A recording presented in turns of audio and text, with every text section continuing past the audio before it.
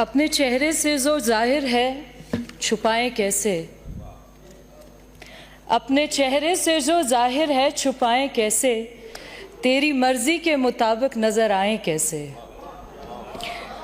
लाख तलवारें चली आती हैं गर्दन की तरफ, लाख तलवारें चली आती हैं गर्दन की तरफ, सिर झुकाना नहीं आता तो झुकाएं कैसे, तेरी मर्जी के मुताबिक नजर आए कैसे।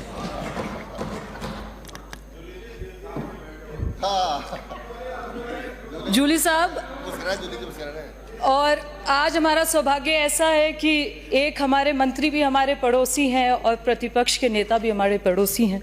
कोई बात रखनी होगी, कोई सुलह करानी होगी तो दोनों साथ ही हैं। आप सभी को ब्रजवासियों की तरफ से होली की हार्दिक शुभकामनाएं। रमज़ान का पाक महीना है, उसकी भी हार्दिक मुबारकबाद। सभापति महोदय, आपने मुझे मांग संख्या 45 व 56 पर बोलने का अवसर दिया है। आपका बहुत बहुत धन्यवाद करना चाहती हूँ। एक धन्यवाद प्रस्तुत करना चाहती हूँ माननीय मुख्यमंत्री जी का, माननीय उप मुख्यमंत्री सुश्री दिया कुमारी जी का। ग्रीन बजट, पहला ग्रीन बजट पेश किया है जिसमें 27,000 करोड़ से ज़्यादा की राशि एलोकेटेड की गई है, जिसका 11% जो है पहले साल में उसका उपयोग किया जाएगा। दूसरा, मैं माननीय मुख्यमंत्री जी का एक बार दोबारा धन्यवाद करना चाहती हूँ कि राइजिंग राजस्थान हम लोग सुनते हैं, सुनने से सुन रहे हैं, 20 दिन से सुन रहे हैं। जो सामने बैठे साथी हैं, कोई एमयू की बात करता है, कोई बात करता है जी कागजी हैं, कोई बात करता है सोलर एनर्जी पे लग गए, कोई बात कर रहा है कि जी 80% तो 10 करोड़ से नीचे लग रहे हैं, कोई बात कर रहा है कि ये तो धरातल पे नहीं आएंगे। एक बात पूछना चाहते हैं, आपने राइजिंग राजस्थान का जो पूरा संयोजन किया वो आपने आखिरी वर्ष में किया। आप इसको पहले वर्ष में करते, दूसरे वर्ष में करते तो आपके पास समय था तकरीबन 2 से 3 साल का, जिसको आप धरातल पे ला सकते थे। हमने पहले वर्ष में इसको इसलिए किया है क्योंकि अगले 4 साल का हमारे पास एक प्लान है जिस पे हम काम कर सकते हैं, इंडस्ट्रियल पॉलिसीज पे काम कर सकते हैं। आपको सिर्फ ये समझ आता है कि एमओयू साइन हुए हैं, 35 लाख करोड़ के एमओयू साइन हो गए, उसका आगे क्या होगा।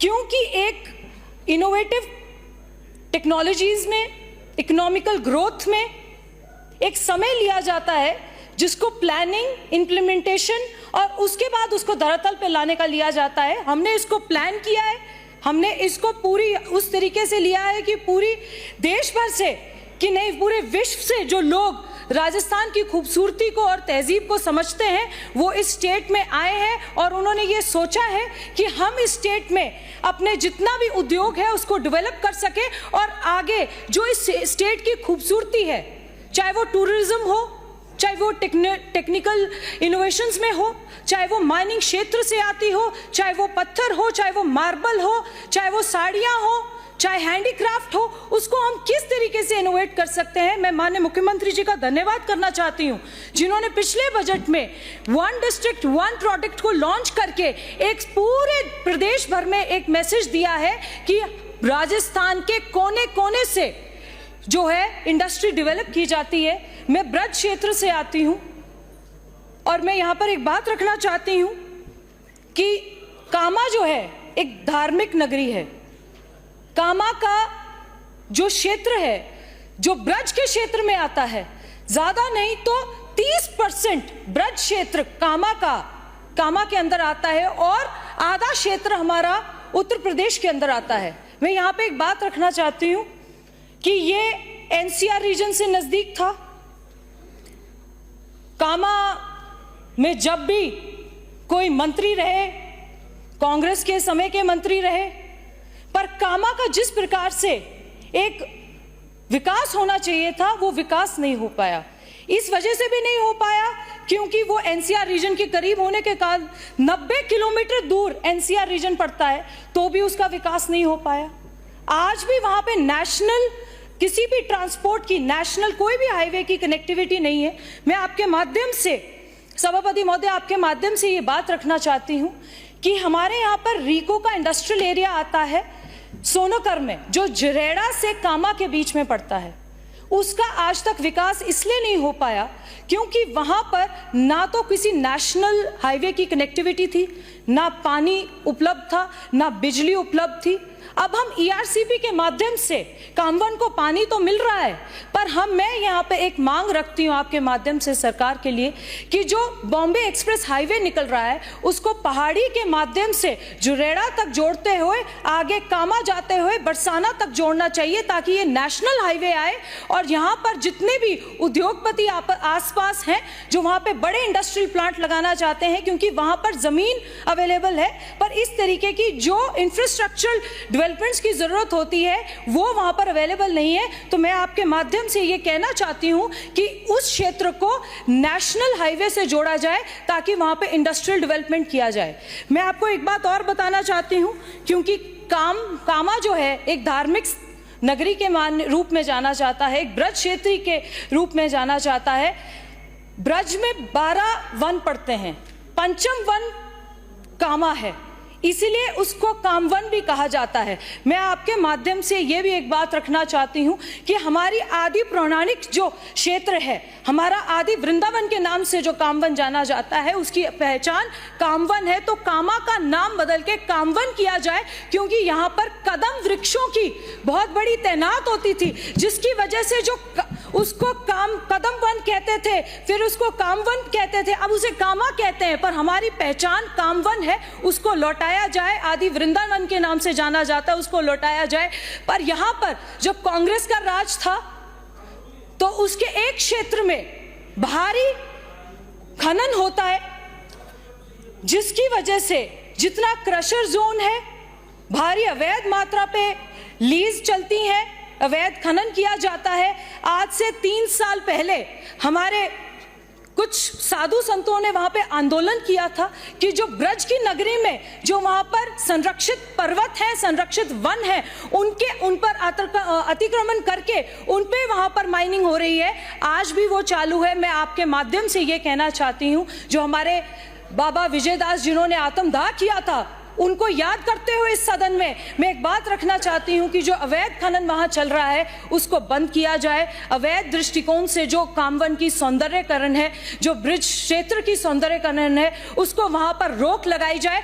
और जितने यहां पर ओवरलोड की वाहन चलती हैं उससे प्रदूषण होता है, ब्लास्टिंग होती है उससे प्रदूषण होता है, अवैध खनन चल रहा है उससे प्रदूषण होता है। तो मेरा आपसे एक मांग है कि पूरे सरकार के माध्यम से इसमें माइनिंग विभाग, इसमें प्रदूषण विभाग जो NOC जारी करता है परंतु उसको चेक करने नहीं जाता, और साथ साथ इसमें वन विभाग एक पूरी टीम गठित करके वहां जो अवैध तरीके से चल रहा है उसको रोका जाए। और ये जो संरक्षण हमारा ब्रज क्षेत्र का होना चाहिए उस पे आपका ध्यान आकर्षण करना चाहती हूँ। एक बात और कहना चाहती हूँ उद्योग के माध्यम से कि हमें यहाँ पर ये पर्यटन, इतना बड़ा ब्रज स्थल है, इतनी बड़ी धार्मिक नगरी है, इसको यहाँ पर इतने पौराणिक मंदिर देखे जाते हैं। मैं आपके माध्यम से कहना चाहती हूँ कि उन्हें आप डेवलपमेंटल एरियाज में लें, चाहे आप उसको बॉम्बे जो हमारा दिल्ली मुंबई इंडस्ट्रियल जोन बन रहा है, चाहे आप ब्रज क्षेत्र को उससे जोड़िए, जितने वहां पर मंदिर हैं